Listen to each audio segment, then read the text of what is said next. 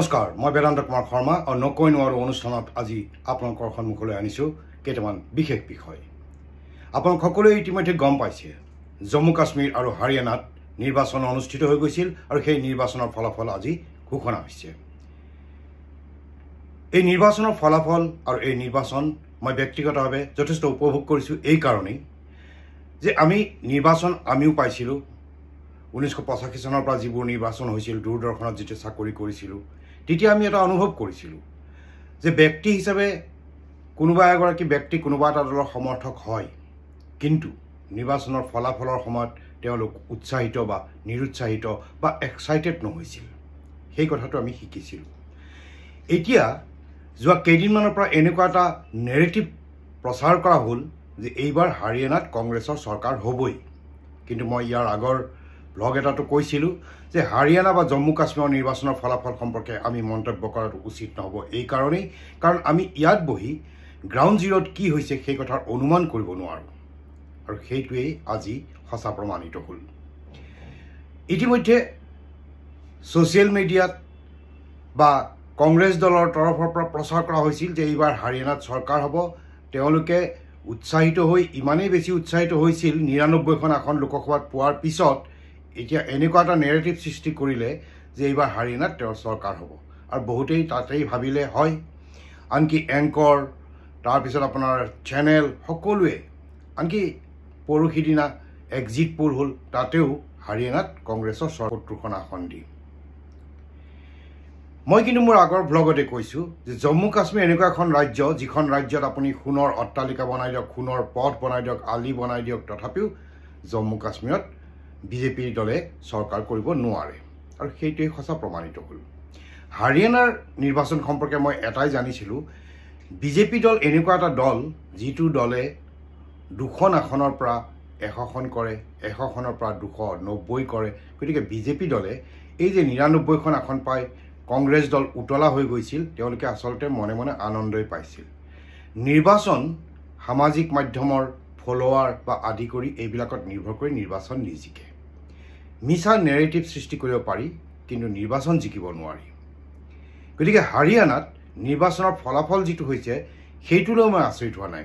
আচৰিত মই হৈছোঁ হাৰিয়ানাত বিজেপি দলে ইতিহাস সৃষ্টি কৰিলে। ইতিহাস সৃষ্টি এইকাৰণেই কৰিলে, হাৰিয়ানাত আজিলৈকে কোনো দলে 3বাৰ শাসন কৰিবলৈ সুযোগ পোৱা নাই, কিন্তু বিজেপি এনেকুৱা এটা দল যে বিজেপিয়ে এইবাৰ হাৰিয়ানাত 3য়বাৰৰ বাবে শাসন কৰিবলৈ আগবাঢ়িছে। সেইকাৰণে কৈছোঁ যে নিৰ্বাচনৰ এংকৰ হওক, টিভি চেনেল হওক, সকলোৰে ছ'চিয়েল মিডিয়া বা দলে কি প্ৰচাৰ কৰে সেইটোৰ ওপৰত বিশ্লেষণ নকৰি নিজা ব্যক্তিগত বিশ্লেষণ থাকিব লাগে। সেই বিশ্লেষণৰ ওপৰতহে নিৰ্বাচনী ফলাফল নিৰ্ভৰ কৰে। এইবাৰ এনেকুৱা হ'ল যে বহুতে এক্সিট পোল কৰিবলৈ ভয় কৰা হ'ল, কাৰণ কংগ্ৰেছ দলে সেই এক্সিট পোল কৰাসকলক যিদৰে জবৰ অপমানিত কৰিছিল। এইবাৰ তেওঁলোকে ৰাতিপুৱা 10টা বজালৈ যেতিয়া ট্ৰেণ্ড কংগ্ৰেছৰ সপক্ষে আহিছে তেতিয়া EVMো বেয়া নহয়, তেতিয়া সকলো ঠিক আছে, তেওঁলোকে যোচন মানালে।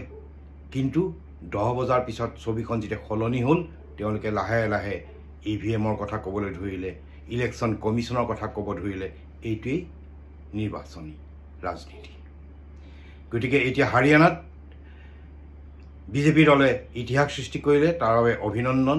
যথেষ্ট কষ্ট কৰিছে সকলো দলেই, কিন্তু হাৰিয়ানাৰ মুখ্যমন্ত্ৰীগৰাকী তেখেতৰ পৰা শিকিবলগীয়া আছে। তেখেত অতি কুল চাইনি। যেনে আমাৰ মুখ্যমন্ত্ৰীয়ে সকলো ক্ষেত্ৰতেই মন্তব্য কৰে বা চটফটাই থাকে, হাৰিয়ানাৰ মুখ্যমন্ত্ৰীগৰাকী তেনেকুৱা নহয়, আৰু তেখেতক দেখি আপুনি কোনো অনুমানো কৰিব নোৱাৰে।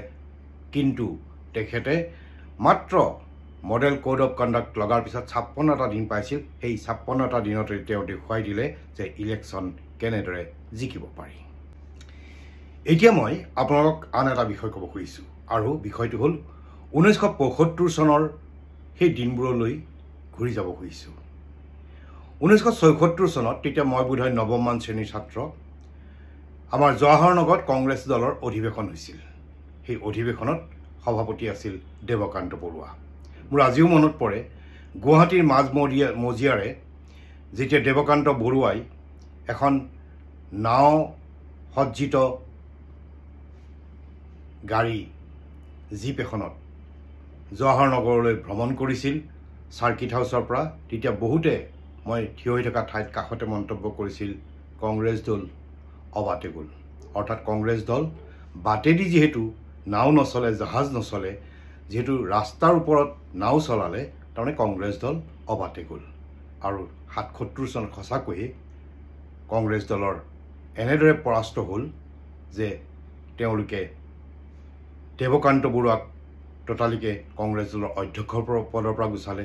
ইন্দিৰা গান্ধীৰ কি অৱস্থা হ'ল সেই কথা আমি সকলোৱে জানো।